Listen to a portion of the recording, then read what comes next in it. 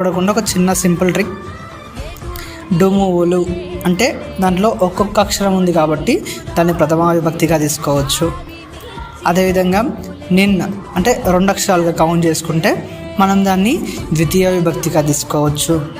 చేతన్ 3 అక్షరాలుగా తీసుకుంటే మనం దాన్ని తృతీయ విభక్తిగా తీసుకోవచ్చు.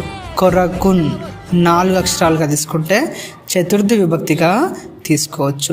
మరి ఇక్కడ 5 అక్షరాలు లేవు కదా, పంచమి ఎట్లా తీసుకుంటామంటే గుర్తుపెట్టుకోవాలంటే వలనన్ కంటెంట్ పట్టి పా ఉంది కదా, దాన్ని తీసుకుందని మనము పంచమిగా గుర్తుపెట్టుకోవాలి.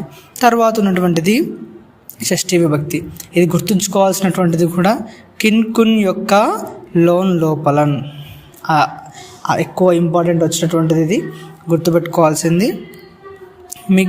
మిగిలింది సప్తమి విభక్తి అందున్ నన్.